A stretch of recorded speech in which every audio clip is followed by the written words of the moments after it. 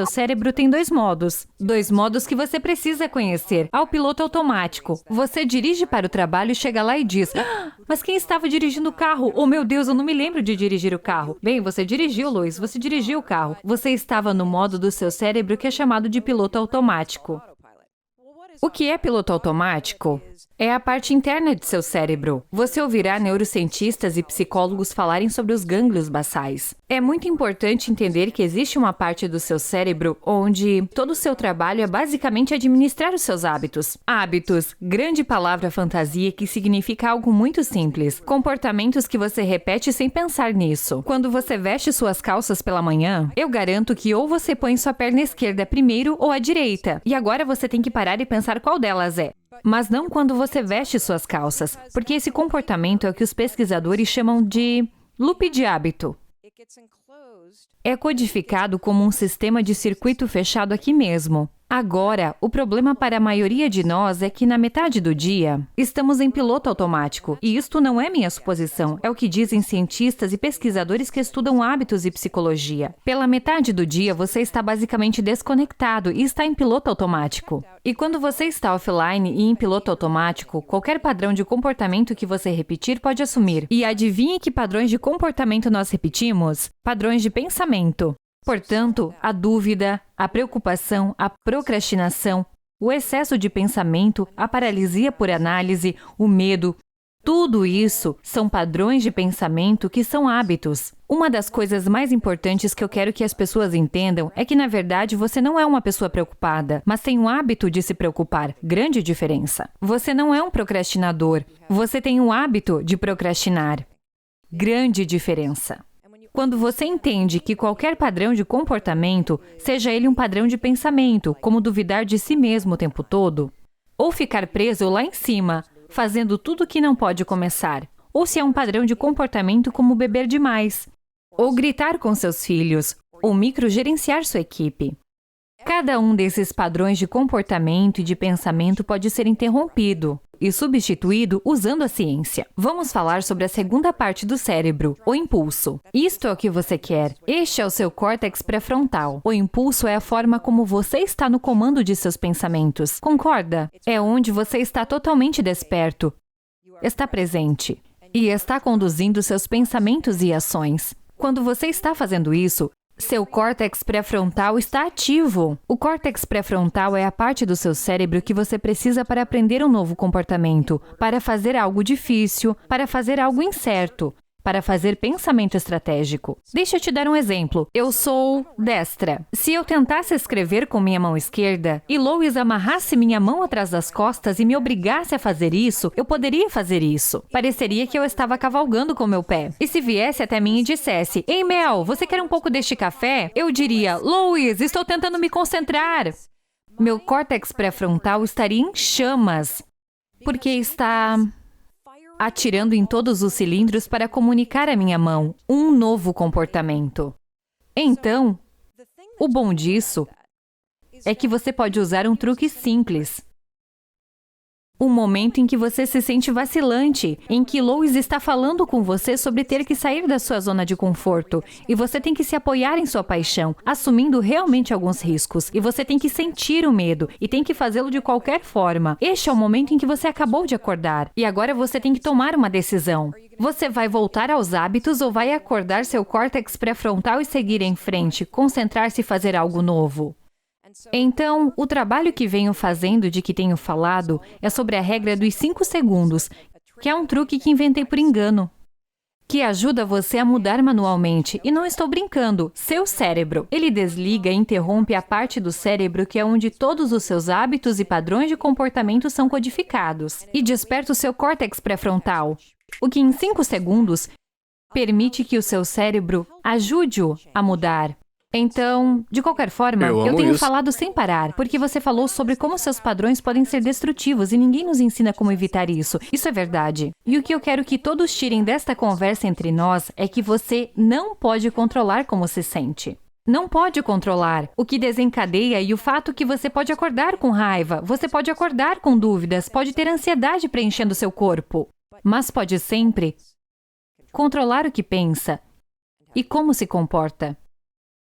Passamos muito tempo tentando nos concentrar e manipular o que sentimos sobre as coisas e não temos tempo suficiente para praticar as habilidades de controlar nosso comportamento e nossos pensamentos. Porque se você controla o que você pensa, então a maneira como você vive é diferente. 100%. Muitos de nós estamos esperando para nos sentirmos prontos, nos sentirmos corajosos, nos sentirmos seguros, esperando pelo momento certo. E isso nunca, jamais virá. Você não muda sua vida aqui em cima. Você só muda através da ação. E assim que tem funcionado para mim. Eu fiz uma entrevista com seu amigo Tom e conversamos como a motivação é um lixo. Alguém teve a ideia de fazer disso um meme e foi uma loucura.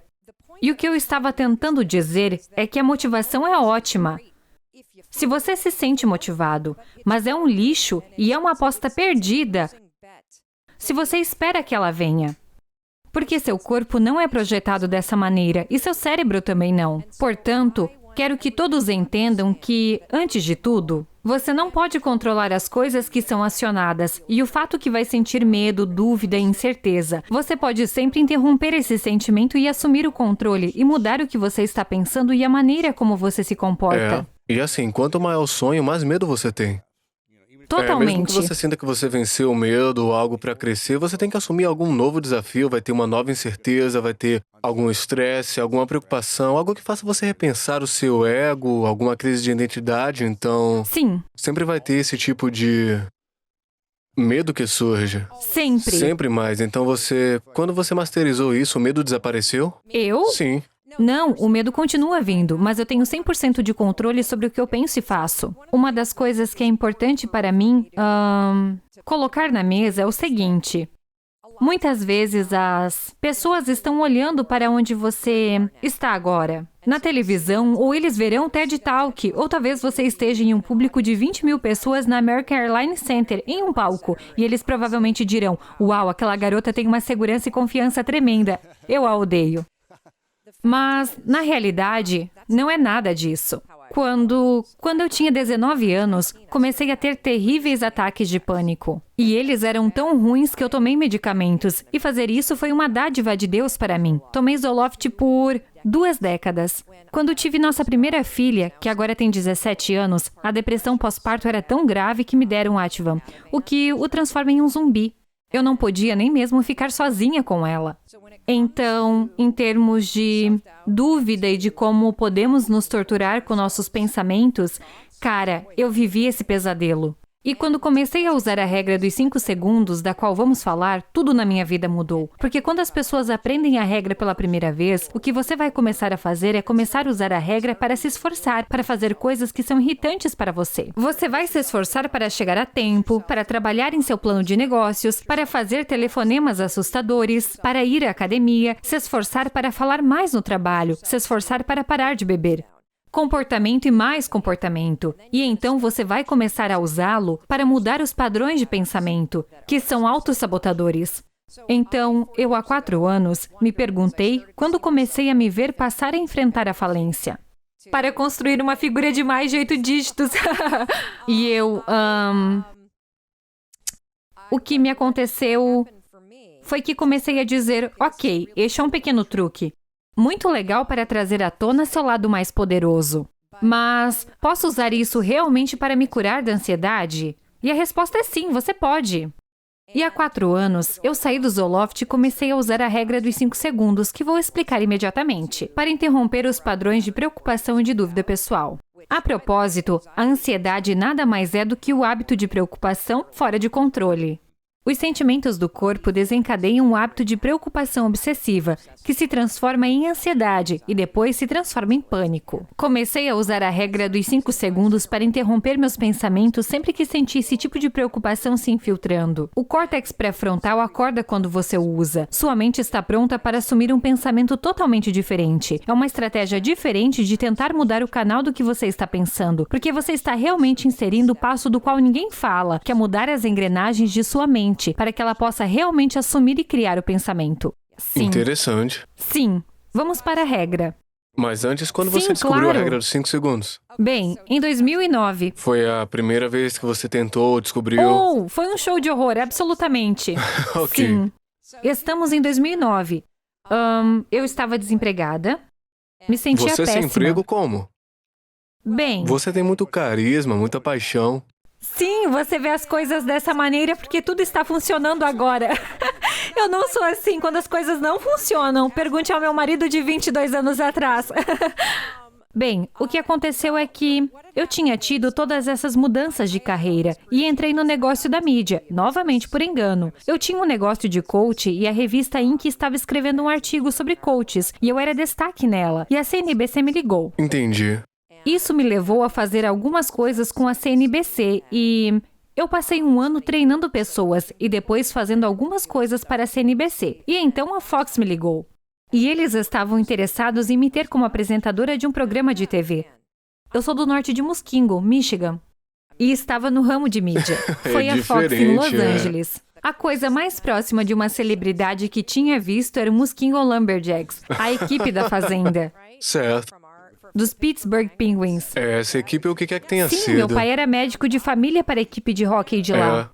Então eu pensei, prefeito era uma bem, celebridade." minha vida está prestes a mudar. Estou prestes a ser uma celebridade.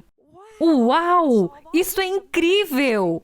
Então, originalmente eu ia apresentar um programa para a Fox que estávamos fazendo sobre pequenos negócios. Legal. Fizemos uma extrema reforma da casa para o escritório. Todos ficaram felizes. Todos nós sabemos que isso não resolve problemas comerciais, mas faz um bom programa de TV. Mas quando cheguei a Los Angeles, eles tinham mudado o formato. Agora se chamava Somebody's Gotta Go. Tinha que despedir pessoas na televisão nacional de empregos reais. Uau, Aham. parece divertido. Horrível. Não dissemos nos escritórios que é isto que estamos fazendo. Jesus. Teríamos todos animados. Pensavam que iam conseguir móveis novos do IKEA e uma pintura. E isto seria a melhor coisa para o seu pequeno negócio. Eu era uma pequena empresária de quarta geração. Então eles eram como o meu povo.